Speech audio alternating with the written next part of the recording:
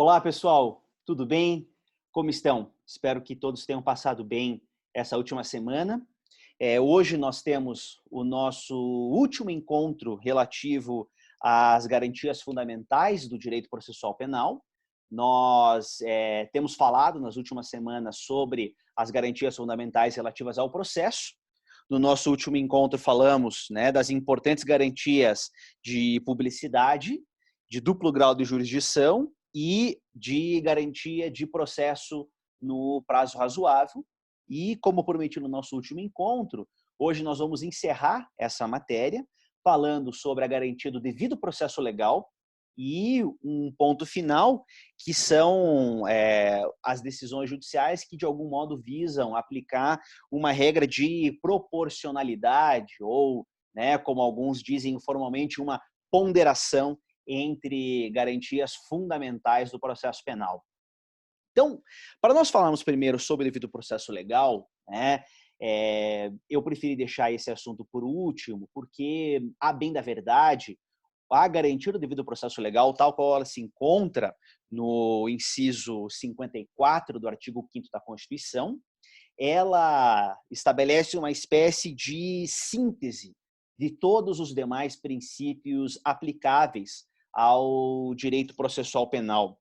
Existe um julgamento recente do STF, em que, no julgamento do habeas corpus número 96.905, o STF diz que essa garantia constitucional do due process of law, ela abrange elementos essenciais, a configuração do direito processual. Ela coloca uma ideia de direito ao processo, uma ideia de garantia de acesso ao Poder Judiciário, ou aquilo que nós chamamos de garantia de indeclinabilidade da jurisdição. Ela coloca todo o direito à citação e ao conhecimento prévio do teor da acusação. Então, é algo inerente a uma ideia de autodefesa e ao direito de informação, que é implícito à nossa lógica de contraditório. Ela dá direito a um julgamento público e célere, sem dilações indevidas. Então, de algum modo, está relacionada também a essa ideia de duração razoável do processo e também a uma ideia de publicidade. Logicamente, isso está, inclusive, na própria cláusula constitucional, um direito ao contraditório e à plenitude de defesa, na sua acepção técnica e também na sua acepção de autodefesa, realizada pelo próprio acusado. É uma garantia de igualdade de partes, paridade de armas, que nós tratamos também. O direito de não ser investigado, acusado, processado ou condenado com um fundamento exclusivo em provas revestidas de ilicitude. Então, existe uma vedação ao aproveitamento, ao uso no processo penal de provas obtidas por meios ilícitos.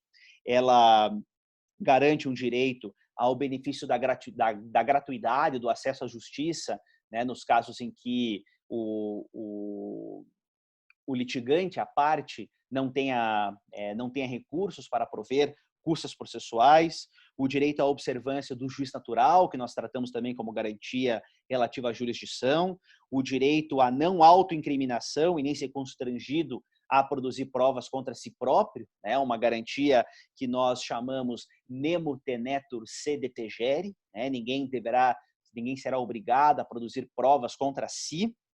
O direito de ser presumido inocente, ou, como eu prefiro, o direito de não ser considerado culpado até o trânsito em julgado sentença penal condenatória. E também o STF coloca como uma decorrência do devido processo legal o direito à prova, o direito a produzir provas e poder, assim, influir nos julgamentos do Poder Judiciário, poder contribuir para a formação de uma decisão.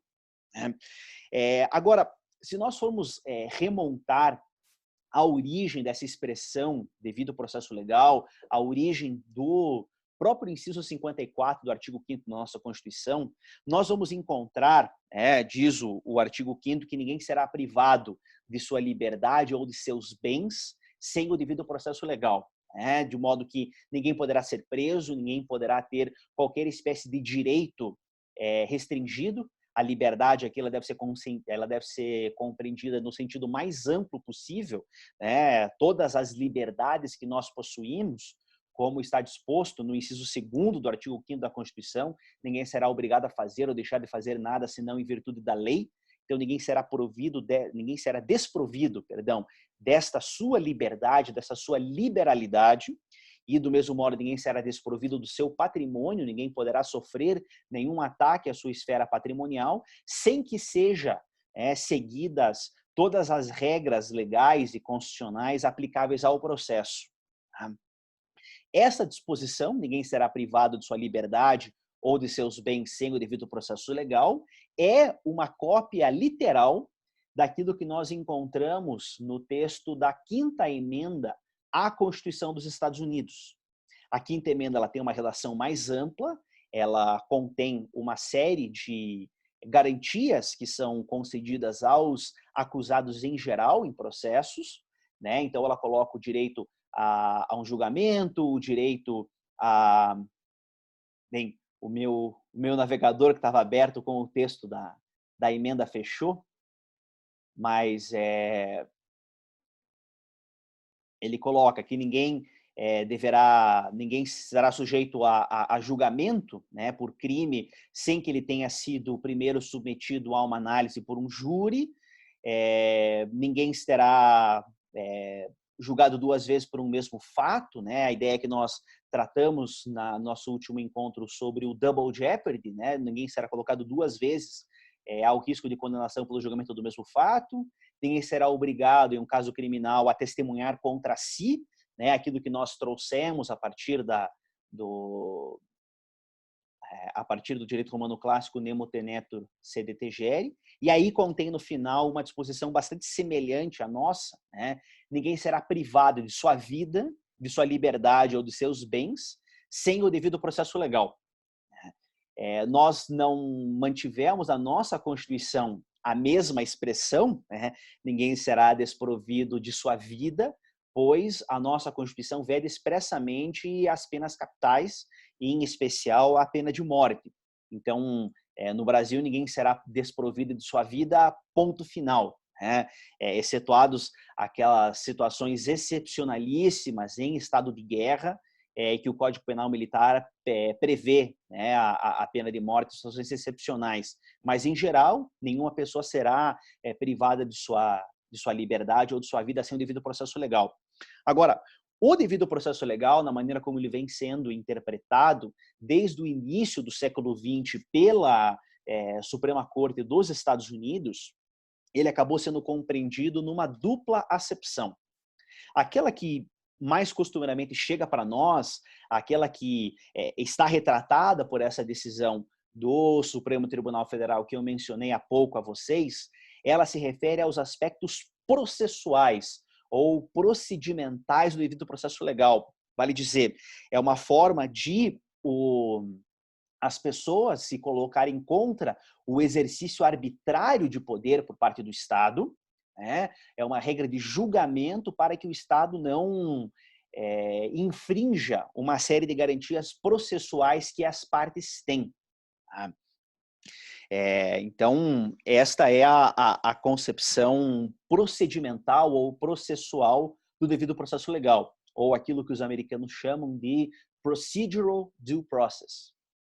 Mas, desde uma série de decisões que se iniciaram na Suprema Corte a partir da década de 1930, né, em especial o caso conhecido como o caso Lochner, que acabou sendo depois superado pela Suprema Corte americana, mas ele inicia esse método de análise para que nós cheguemos ao estado da arte hoje sobre devido processo legal. Entende a Suprema Corte dos Estados Unidos que existe também uma dimensão material ou uma dimensão substantiva ao devido processo legal.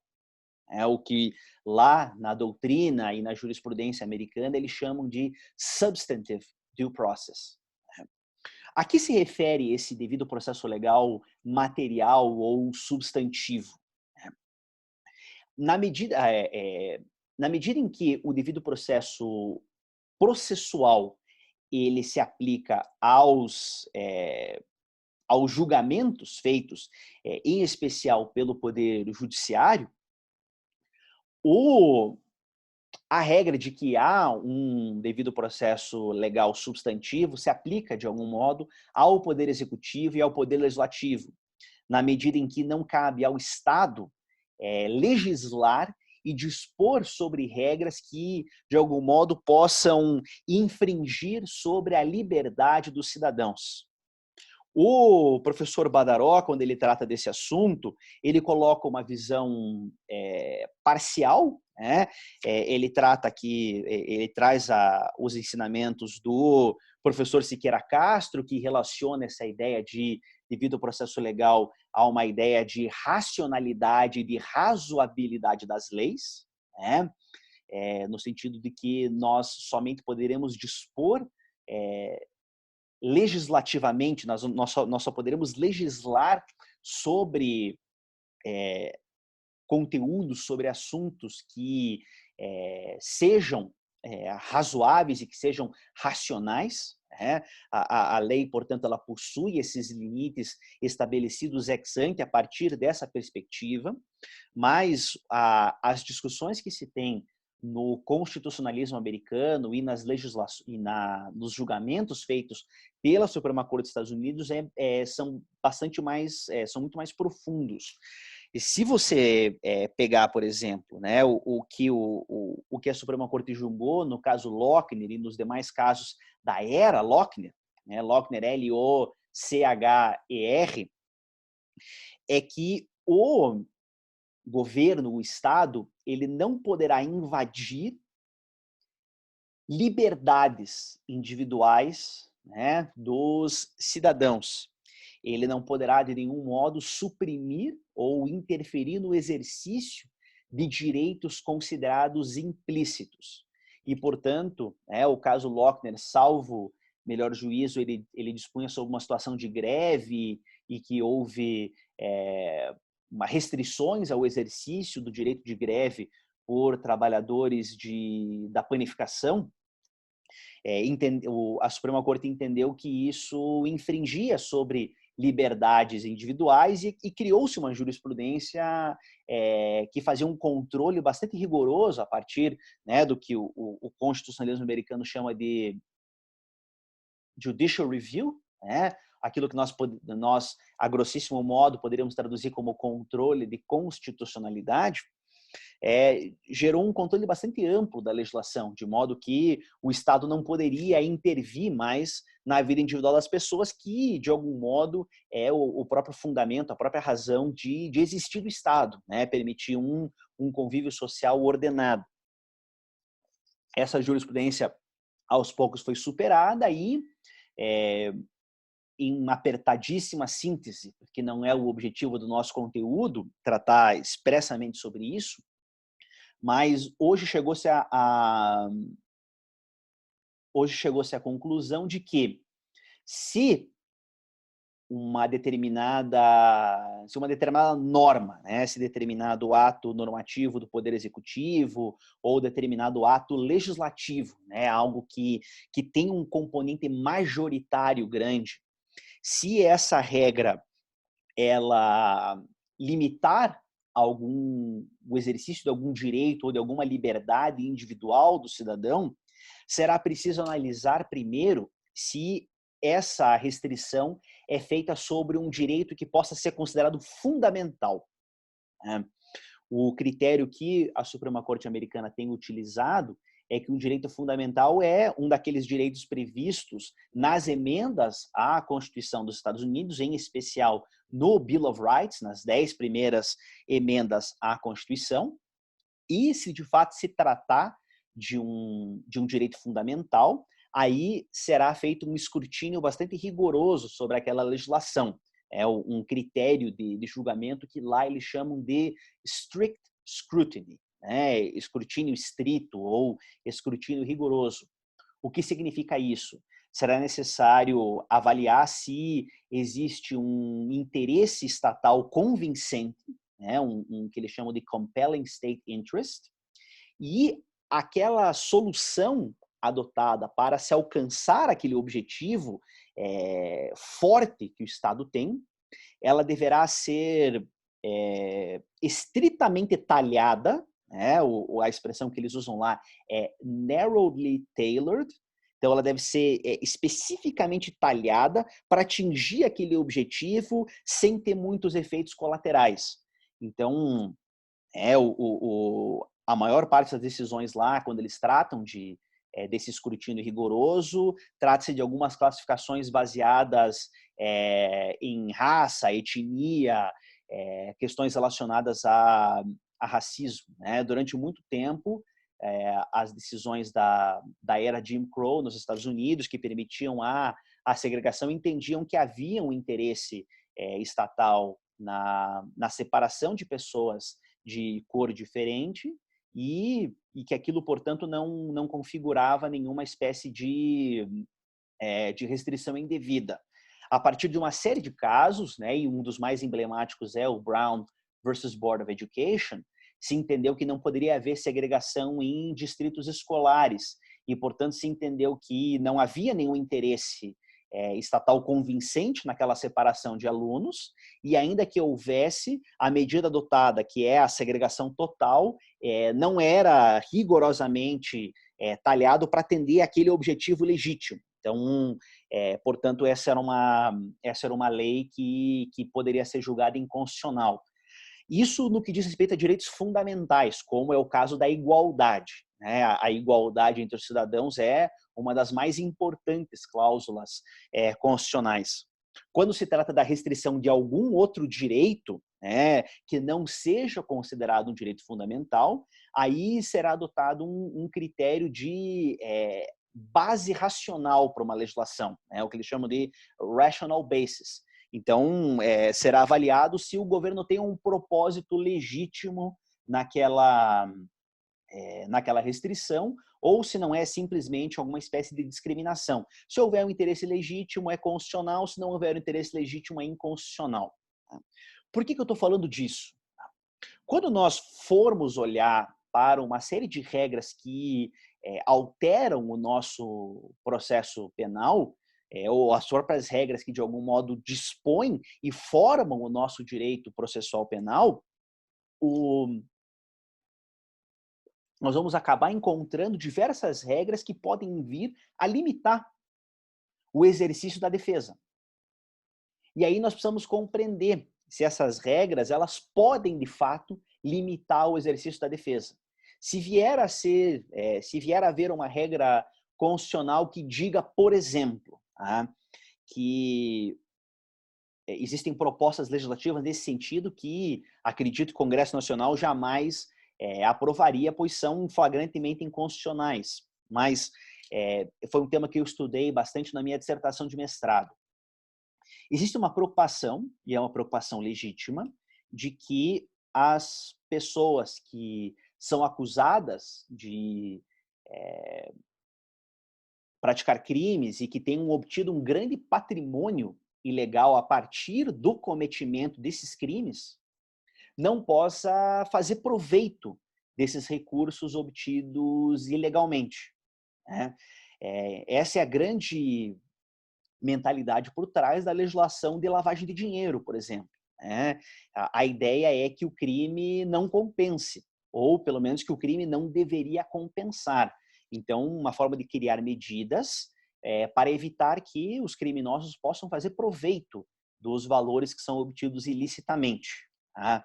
É exatamente por isso, nós vamos tratar mais no final do nosso conteúdo, que existe uma série de medidas que nós chamamos assecuratórias, medidas que visam, de algum modo, evitar que o acusado, caso haja prova suficiente, né, para fazer crer que determinado bem que ele possui é de procedência criminosa, é produto de crime, e impedir que, durante o curso do processo, ele possa continuar fazendo uso daqueles bens.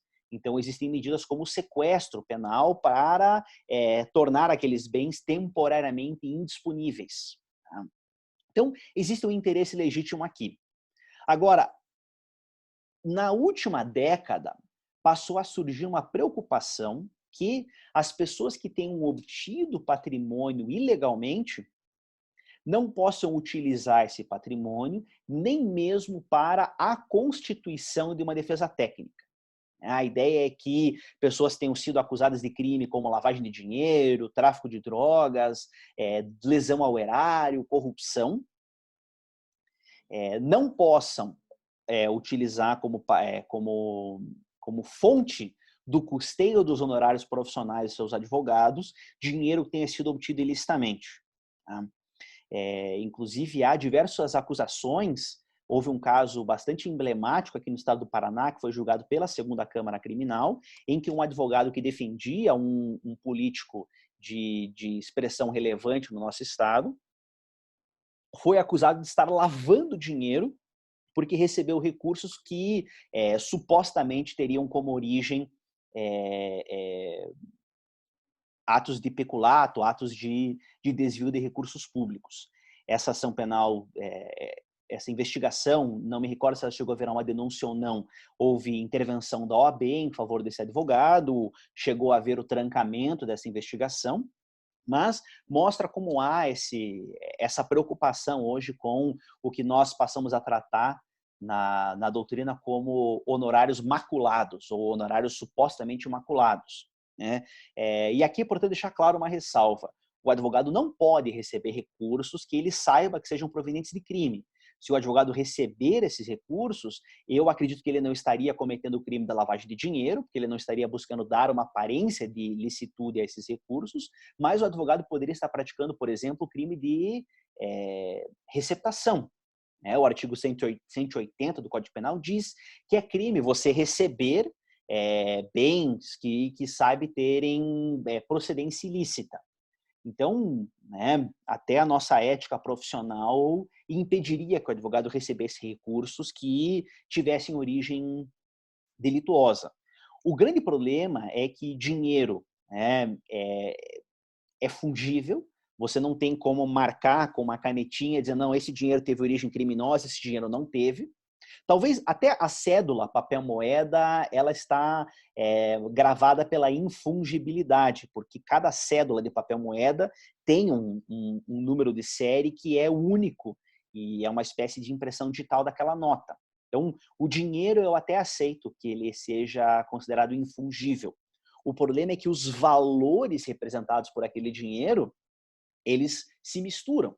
Se eu recebo, como propina lá, uma determinada quantia em dinheiro, R$5.000, pego aquele dinheiro, deposito na minha conta bancária, aquele dinheiro que tem origem criminosa, ele passa a se misturar com todos os demais valores que estão lá depositados na minha conta. Então, aquilo que eu recebo como honorários advocatícios está naquela conta, aquilo que eu recebo como vencimentos, na condição de servidor público federal, vão lá para aquela conta, e isso se mistura com uma série de outros recursos, inclusive esses recursos que possam ter origem potencialmente criminosa, e eles ficam ali misturados. E aí eu não tenho como dizer que, digamos lá, eu tenho R$20.000 na conta, 5.000 tem origem ilícita, eu não posso automaticamente considerar que 25% do que sair dali tem origem criminosa. Eu não posso fazer uma contaminação, uma ilicitude por estirpe. Do mesmo modo, eu não posso presumir que os primeiros R$5.000 que eu vou tirar de lá serão necessariamente ilícitos. Ou eu também não posso dizer que o dinheiro que eu estou usando para fazer compras, o dinheiro que eu estou pagando para o meu médico, para uma cirurgia, sejam lícitos, e o dinheiro que vai para pagar meu advogado seja ilícito. Entendam que isso tem uma série de repercussões, é algo bastante complicado. Tá?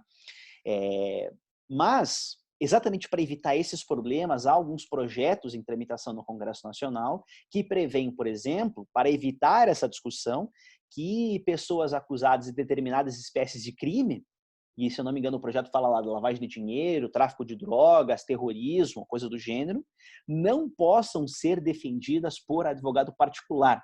Deverão ser defendidas por defensor público ou defensor dativo que atue de forma gratuita. Vejam que isso cria uma série de problemas. Primeiro, é uma restrição absoluta ao direito à plenitude de defesa, à autodefesa, autodefesa não, mas à defesa técnica. A ampla defesa fica prejudicada quando você não tem direito a constituir uma defesa da sua confiança. Isso é algo que foi pouco discutido no Brasil, mas há uma série de casos que na jurisprudência da Suprema Corte Americana que colocam entre o direito a ser assistido por um defensor, está lá o direito à escolha de defensor. Isso foi julgado nos casos United States versus Nix, NIX, e no caso Strickland versus Washington. Né? São casos bastante importantes que tratam sobre direito de defesa, direito a defensor e direito à escolha de defensor, que tem uma relevância para nós e precisam ser trazidos para a nossa realidade. Mas digamos que o Congresso Nacional decida aprovar uma legislação como essa. Nós passaríamos a ter uma restrição ao exercício do direito de defesa e será preciso compreender, né, se nós formos usar o exemplo da Suprema Corte Americana, se o direito de defesa é ou não é um direito fundamental. Entendo eu que como a ampla defesa está no texto do artigo 5º da Constituição, ela é sim um direito fundamental, afinal de contas ela está no rol de garantias e direitos individuais que a Constituição estabelece e, portanto, ela estaria submetida a um alto nível de escrutínio. E aí precisaria entender se esse interesse que o Estado tem, né, se a motivação declarada do ato administrativo, que é impedir que o crime compense ou impedir que os acusados possam utilizar os recursos obtidos ilicitamente em proveito próprio, estaria sendo atingido. E mais, né, se haveria uma forma menos restritiva de alcançar esse direito. Eu entendo que isso não atenderia, né? Voltando ao que o professor Siqueira Castro, citado aqui pelo Badaró, coloca, nós não teríamos nesse ponto uma legislação razoável e nós não teríamos uma legislação racional. Não seria racional porque a única categoria de profissional que o sujeito acusado estaria impossibilitado de contratar seria um defensor, seria um advogado. Ele pode continuar contratando funcionários, ele pode continuar fazendo compra no shopping, ele pode continuar comprando artigo de luxo, ele pode ir numa concessionária de veículos e comprar um carro importado, ele pode ir no médico, ele pode ir no supermercado, ele pode ir no boteco, mas advogado ele não pode contratar, quer dizer, ele pode usar dinheiro ilícito para uma série de finalidades, menos para o exercício de uma garantia constitucional.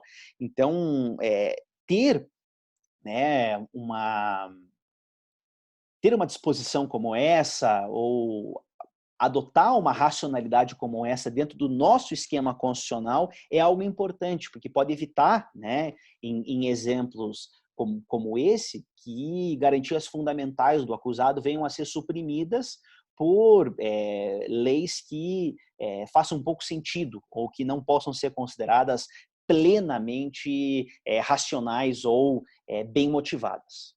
Bem?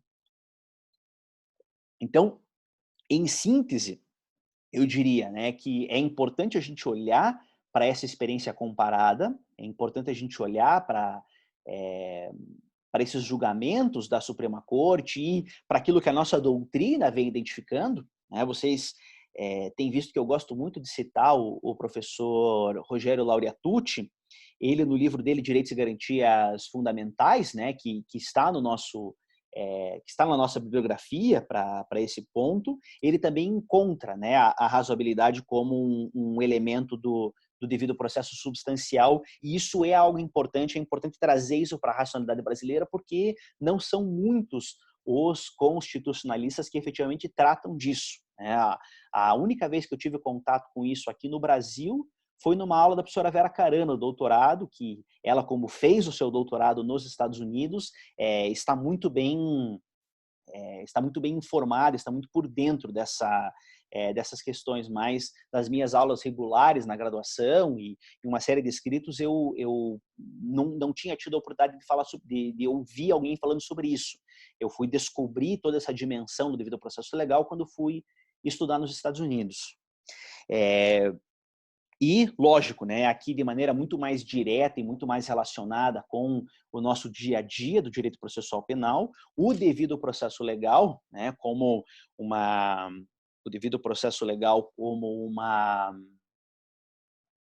uma garantia processual é uma síntese, uma amálgama, né, uma espécie de reunião de todas as demais garantias fundamentais. entende o professor Badaró que se a Constituição simplesmente dissesse que ninguém será privado de sua liberdade ou dos seus bens sem o devido processo legal, nós não precisaríamos ter nenhuma outra garantia fundamental expressa. E eu concordo com ele, ainda que eu entenda que é extremamente importante, né? Às vezes é importante dizer o óbvio, então é importante nós termos essas outras garantias processuais plasmadas no texto da nossa Constituição também, certo? E com isso,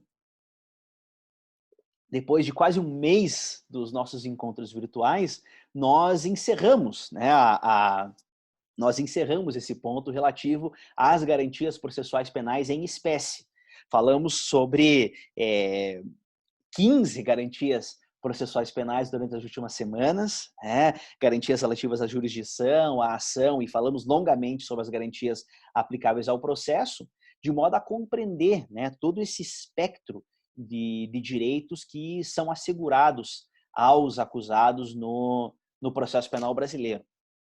O que nos leva de imediato ao nosso ponto derradeiro dessa nossa matéria, que é uma lógica que muitos têm defendido relativa à necessidade de relativização de algumas garantias processuais, adotando-se aqui uma lógica de proporcionalidade ou, né, como eu brinquei numa acepção um pouco informal ou reducionista, uma ideia de ponderação de princípios em matéria penal. Tá? Sobre isso, é importante aqui a gente fazer algumas considerações introdutórias. Eu acho que eu já falei sobre isso em algum encontro anterior. Né? Quando nós analisamos a obra do professor Luigi Ferraioli, né? Ele tem o livro Direito e Razão, ou Diritto e Ragione, ele coloca lá os fundamentos do chamado garantismo penal.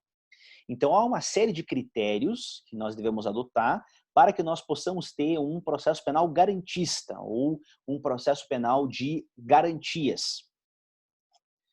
Durante os últimos anos, tem surgido um movimento aqui contrário à ideia do garantismo penal, no sentido de que muitos dos professores de processo penal, muitos advogados criminalistas estariam reforçando por demais os aspectos de garantias processuais dos acusados, e aí cunhou-se uma expressão que é confusa, não faz muito sentido, e que dizem eles estaria havendo um chamado garantismo hiperbólico monocular, né, no sentido hiperbólico de dar uma relevância excessiva, uma relevância exagerada, a monocular, uma única dimensão, que seria as garantias do acusado. E esses autores defendem que deveria haver um chamado, aspas, garantismo integral, no sentido que é importante garantir não só os direitos do acusado, como também os direitos da população, os direitos humanos das vítimas, e aí os direitos da sociedade, né? E a partir daí deveria se relativizar algumas garantias processuais dos acusados que estariam sendo usadas como uma espécie de imunidade contra a responsabilidade penal, ou melhor no sentido de, né, mais precisa, mas considero ela a pior síntese desse pensamento, que é a expressão que foi criada de bandidolatria, né? No sentido que estaria havendo uma idolatria ou uma proteção excessiva ao criminoso, ao delinquente, esquecendo-se que todos aqueles que são acusados, eles são presumidamente inocentes, eles só serão considerados bandidos, criminosos, delinquentes, ou chamem lá como quiserem, depois de condenados. Mas me parece que para quem desenvolve um pensamento como esse, essa é uma filigrana que é de pouca importância. Tá? O fato é o seguinte: essa ideia de relativização de garantias, tá? Ela possui, claro, uma acepção política. É uma ideia que pode vir a convencer algumas pessoas que não conhecem toda a nossa base jurídica, toda a nossa base filosófica, toda a nossa base sociológica, né? O próprio ponto de partida histórico da formação de um direito penal e de um direito processual penal, né? Que é exatamente algo que eu venho repetindo em todos os nossos encontros, a importância de nós podermos criar sistemas de freios, sistemas de barreiras contra o autoritarismo, barreiras contra o despotismo, né? Contra os desmandos do Estado contra indivíduos, contra alguns inimigos declarados do poder, criando um sistema de julgamento que seja racional. Essas garantias são importantes por isso, né? Desprezando, então, desprezando, né, ou em alguma medida até desconhecendo todos esses fundamentos para nós termos o sistema de justiça criminal que nós temos, né, algumas pessoas desavisadas podem comprar esse discurso que politicamente ele é apelativo, né? Ele é um discurso atrativo você dizer que há criminosos que não são julgados, não são responsabilizados porque o sistema não permite que eles possam ser responsabilizados adequadamente, né? Há quem compre esse discurso. O problema é que esse é um discurso que não se sustenta juridicamente, né? Nós não podemos utilizar isso como fundamento para uma decisão e o autor que escreve isso num livro, né? Ainda que há quem diga que o processo penal é o amigo do criminoso, o amigo do direito penal, isso não sobrevive a uma análise jurídica. Portanto, foi necessário desenvolver para esse discurso político uma racionalidade jurídica, né? Criar-se uma base para um discurso jurídico para permitir que essa lógica pudesse, de algum modo, penetrar o nosso direito processual penal. E aí você pega, né, um constitucionalista alemão bastante celebrado, bastante famoso, muito citado, mas pouco lido, que é o professor Robert Alexy, que desenvolve nas suas obras de direito constitucional toda uma regra de proporcionalidade, né? Necessidade, adequação, proporcionalidade de estrito, quando há colisão entre princípios, né? Por isso que eu fiz tanta questão da gente ressaltar lá no nosso primeiro encontro sobre essa matéria, se nós estaríamos de fato falando de princípios, ou, né, nessa acepção, nesse neoconstitucionalismo, se isso seria, na verdade, o que nós estaríamos tratando de regras. Segundo a doutrina do Alexy, regras, elas incidem ou elas não incidem, elas se aplicam numa lógica que ele diz de tudo ou nada, de modo que os princípios eles poderão se sobrepor e aí nós deveremos decidir, no caso concreto, qual deles deverá prevalecer e efetivamente se aplicar, né? Por isso que eu tomo muito cuidado em não chamar boa parte dessas garantias de princípios, porque elas não são princípios. Há, de fato, alguns princípios aqui, né? O princípio de motivação, o princípio de publicidade, porque elas têm uma acepção mais ampla, né? Mas, na maior parte dos casos, nós teremos disposições constitucionais expressas. Nós teremos verdadeiros comandos que devem ser interpretados como regras. Se sua hipótese de incidência estiver prevista, a regra incide, ponto final. Ela tem aplicação até que venha uma outra regra mais específica ou mais nova que derrogue aquela regra ou, né, excepcione eventualmente a sua aplicação. Então, na maior parte dos casos, né, se nós formos pegar aqui a nossa lista de garantias, imparcialidade, o juiz deverá ser imparcial, ponto, né? Não cabe nenhuma espécie de ajuste a ser feito aqui. Juiz natural, ou o juiz é competente anteriormente ou ele não é. Indeclinabilidade, nós não podemos afastar nenhum caso penal do julgamento pelo Poder Judiciário. É uma regra, né? Nós não temos nenhuma margem aqui de interpretação. Inércia da jurisdição, o juiz nunca vai poder iniciar um processo de ofício. Ainda que ele possa ter impulso oficial para dar seguimento ao processo, o juiz deve partir de uma posição de inércia até que ele seja provocado por um órgão acusador.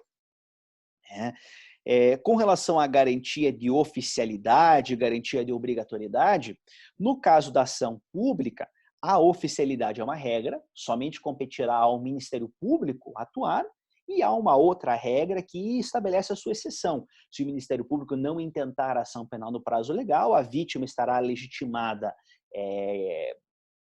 a exercer a ação, né, que será uma ação subsidiária da pública, podendo o Ministério Público retomar o julgamento, poder retomar a sua posição de autor a qualquer momento.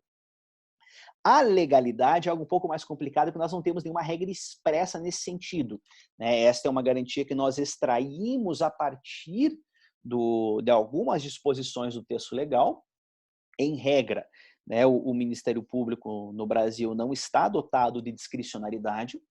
Essa, inclusive, né, é uma discussão que no dia de hoje se tornou bastante importante, né? Vale dizer, qual deve ser a independência para atuar dos órgãos oficiais da persecução penal, ou se poderá, se houver intervenção por parte do chefe do Poder Executivo nos órgãos de persecução, que consequência isso terá? Isso afeta a moralidade pública, isso afeta, né, as demais normas os demais princípios, que regem a administração pública, conforme disposto no artigo 37 da Constituição. Isso é algo importante, mas penso que quando falamos de obrigatoriedade, nós temos algumas regras que incidem, nós temos algumas regras que são excepcionais, mas, em geral, nós retiramos aqui que não pode haver uma leniência pura e simples por parte dos órgãos acusadores. A leniência está expressamente prevista em lei, como nós vemos agora no acordo de não persecução penal, como nós vemos no caso da colaboração premiada, né? As hipóteses de leniência estão expressamente previstas. Então, a gente extrai a regra de que não poderá haver uma liberalidade no exercício da ação penal. Nós podemos, eventualmente, estar até diante de prevaricação. Se você é uma autoridade pública, sabe que está havendo o cometimento de um crime e nada faz a respeito, né, havendo o dever de ofício de agir, não agir poderá ser considerado crime de acordo com o artigo 319 do Código Penal. Então, aqui nós estamos diante de uma regra um pouco esquisita, não é bem uma regra de obrigatoriedade, mas o princípio da legalidade, ele de fato se aplica à ação penal e ao processo como um todo. Contraditória e ampla defesa são regras, se não houver, né, nós estaremos diante de uma grave violação ao devido processo legal. Igualdade de partes, por outro lado, né, talvez seja a primeira garantia processual que não é bem uma regra. Então, né, nós devemos considerar que deve haver uma igualdade material entre as partes, que não equivale a uma igualdade formal. Nós nunca teremos uma igualdade formal entre a Defensoria Pública e o Ministério Público, embora nós devamos sempre prezar para que os membros do Ministério Público, né, tenham as mesmas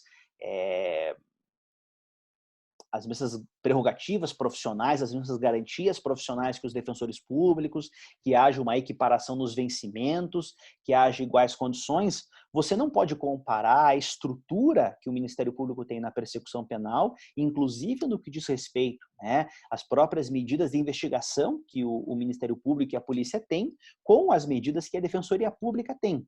A carga de trabalho é semelhante, né? Existem condições de trabalho que são bastante difíceis para todos os membros das carreiras jurídicas, mas em termos de estrutura, nós não podemos permitir, por exemplo, foi até uma brincadeira que eu fiz num encontro anterior, que o mesmo dispositivo que possa permitir a quebra de sigilo telefônico, que a polícia tem, que algumas unidades do Ministério Público, como o GAECO, tem, possa ser implementada em nome do direito de defesa pela Defensoria Pública. Seria muito esquisito a Defensoria Pública ter lá uma máquina para realizar grampos telefônicos. Então, uma certa desigualdade existe, e o que nós devemos buscar é criar situações de desigualdade em outro lado que possam equilibrar, né, já que nós estamos usando expressões estrangeiras que possam, né, level the playing field, colocar as pessoas em condições de competição, pelo menos, né, permitir que elas possam se enfrentar de igual para igual. Por isso que a defesa tem muito mais prerrogativas do que a acusação, mas nós não temos nenhuma regra expressa nesse sentido. Por isso que a igualdade de partes, aqui sim, nós podemos considerar ela como um princípio, né? Nós não temos nenhuma regra constitucional expressa ou implícita nesse sentido, e nós devemos buscar, no máximo do possível, o equilíbrio, quando esse equilíbrio for efetivamente alcançável, né? Por outro lado, estado de inocência não tem margem para interpretação. A Constituição é muito clara, né? Ninguém será considerado culpado até o trânsito em julgado de sentença penal condenatória. Ponto. Não tem margem para dizer, não, mas nós podemos considerar ele culpado aqui, nós podemos considerar ele culpado acolá, e isso é muito esquisito. Tá? E, infelizmente, o Supremo Tribunal Federal tem prestado um desfavor nesse sentido, quando ele permitiu, primeiro, né, que a lei da ficha limpa considerasse pessoas culpadas antes do trânsito julgado da condenação.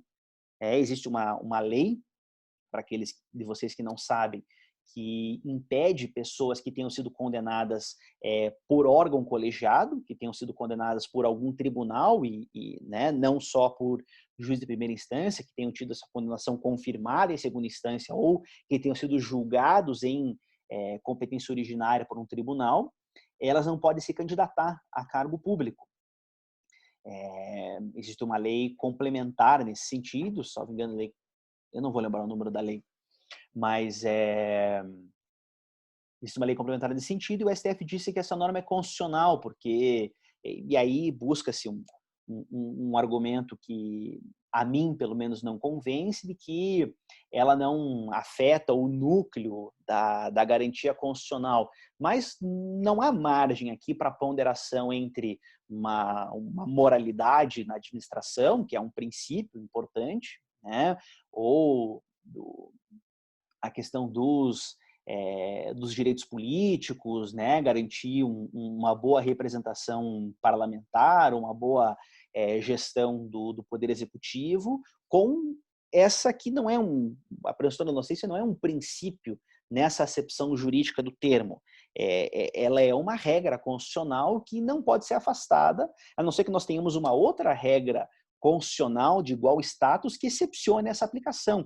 E ainda assim, penso que nós estaríamos diante de um problema, porque ela é cláusula pétrea da Constituição, ela não pode ser suprimida, ela não pode ser reduzida, né? E nós também temos uma clara e inequívoca vedação ao retrocesso social, e considerado aqui, né, todo o direito e garantia fundamental como uma conquista social, a supressão disso configuraria um retrocesso. Então, não há margem aqui para nós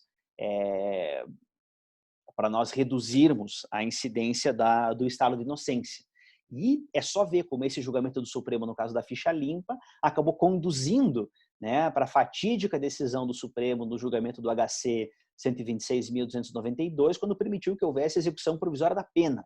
Né, um erro histórico que o Supremo levou anos para corrigir, e nós corremos o risco de haver, né, alguma alteração legislativa que altere o teor do artigo 383 do Código de Processo Penal e traga essa matéria novamente à discussão. Fiquei muito feliz que isso pelo menos não foi colocado como jabuti no nosso pacote anticrime, em que a emenda, nesse caso, acabou sendo muito melhor do que o soneto. A garantia de verdade processual, né, ela não vem bem de uma regra constitucional, ela não é bem uma regra, nem tampouco um princípio, mas há uma garantia aqui de que o juiz não tenha uma atuação de modo a reconstruir a verdade dos fatos tais quais aqueles aconteceram, né? Isso está muito mais ligado a uma ideia de, como é que se diz?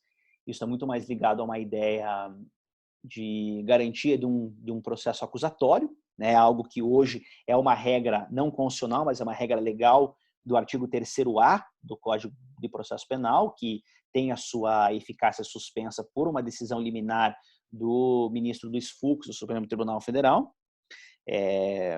mas não há uma regra nesse sentido, então nós podemos admitir eventualmente uma ponderação. Isso tem muito mais um conteúdo doutrinário do que constitucional. A garantia de motivação é uma regra, está lá no artigo 93, inciso 9 da Constituição. Toda decisão judicial será fundamentada sob pena de nulidade, ponto. Nós não podemos permitir que haja qualquer espécie de decisão judicial que não tenha uma motivação adequada. E penso que aqui cabe um parênteses, tá, de algo que eu me lembrei esses dias, que eu esqueci de falar para vocês quando eu falei na semana retrasada sobre a garantia de motivação. O Código de Processo Penal ele sofreu diversas alterações agora recentemente com a lei anticrime, e uma dessas alterações foi a inclusão de um parágrafo 2º no artigo 315 do Código de Processo Penal. O artigo 315 ele trata de prisão preventiva, dizendo que a decisão que decreta a prisão de alguém deve ser fundamentada, e ela deve dizer, inclusive, por que nenhuma outra medida é suficiente no lugar da prisão.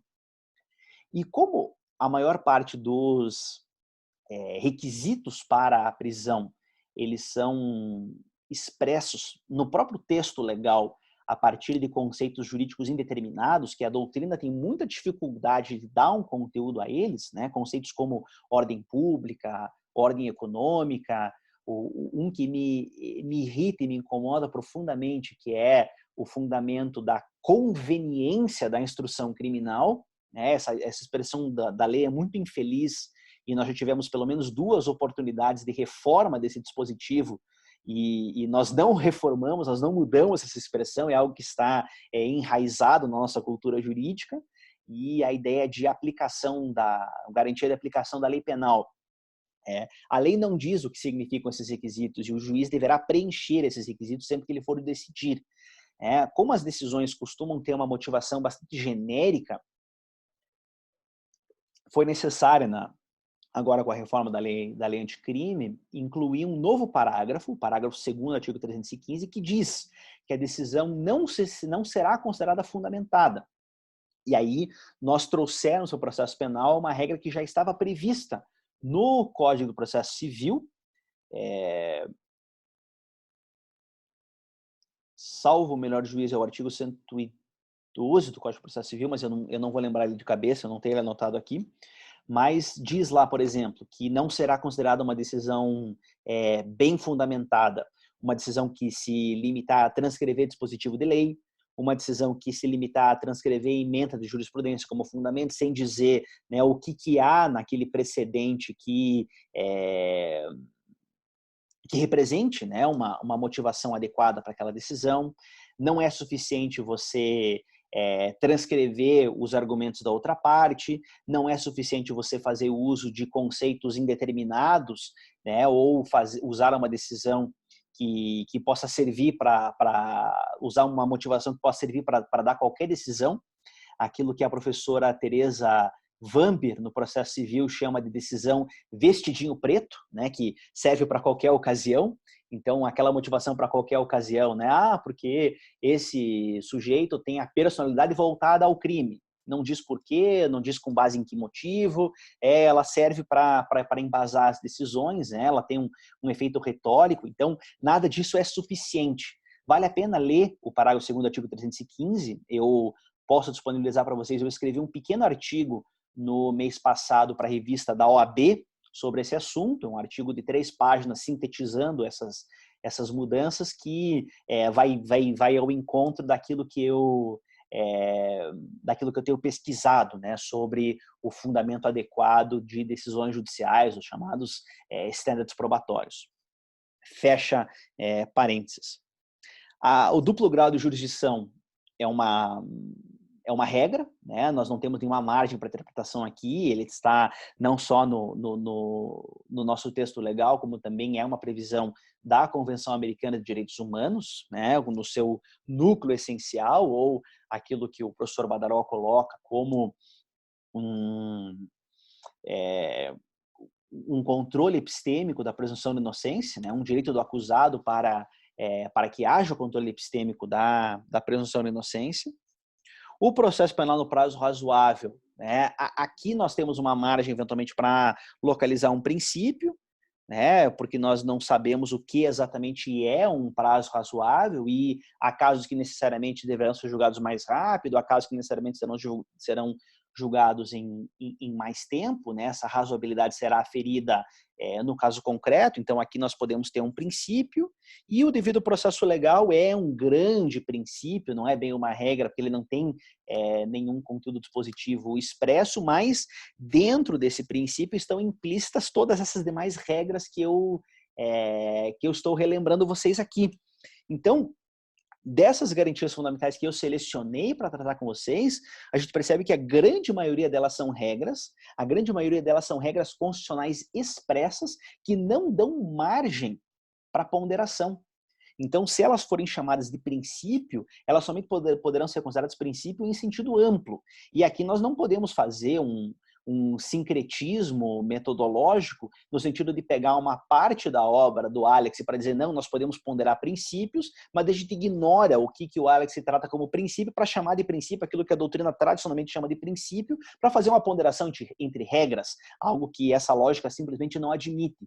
Então, suspeitem de todo e qualquer argumento que diga, não, esse é um princípio que deverá ser ponderado, porque a maior parte dos princípios que nós temos no âmbito do direito processual penal, aqueles que o professor Jacinto Coutinho, a partir da obra do Figueiredo Dias, a partir da obra do Kant, chama de princípio, não são propriamente princípios. Elas são regras que, nessa lógica da ponderação, não admitem moderação.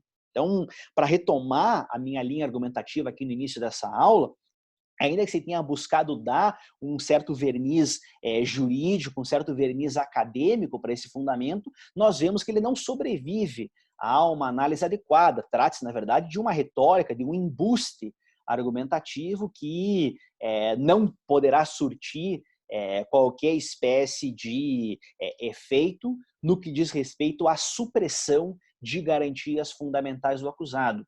As garantias fundamentais aplicáveis ao processo, elas são extremamente importantes, porque elas são o que assegura a legitimidade do nosso sistema de justiça. A aplicação de uma pena criminal a alguém somente será legítima quando nós vencermos todas essas barreiras, né, de modo a garantir que, de fato, nós estaremos tomando a decisão correta. Nós estaremos privando alguém de sua liberdade somente nas situações em que, de fato, se juridicamente justificar a privação da liberdade de alguém. Essa é a principal preocupação nossa no processo penal. Nós devemos punir os culpados, sim, mas somente depois de vencer toda uma série de requisitos, toda uma série de critérios que a nossa Constituição, que a nossa legislação coloca. E qualquer tentativa de suprimir essas garantias deve ser tomada como suspeita, pois ela poderá resultar em condenações indevidas, ela poderá resultar na própria perda de credibilidade do nosso sistema de justiça. E isso é algo bastante perigoso. E com isso, gente, nós conseguimos encerrar esse nosso primeiro grande tópico do direito processual penal. Com isso, nós encerramos a nossa teoria da norma processual penal.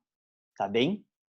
E a partir de segunda-feira, nós já vamos poder abandonar esse plano de aula, o plano de aula 4 que eu estou utilizando já há quase um mês, né? Vamos ter finalmente um plano de aula novo para tratar de um novo ponto da nossa matéria.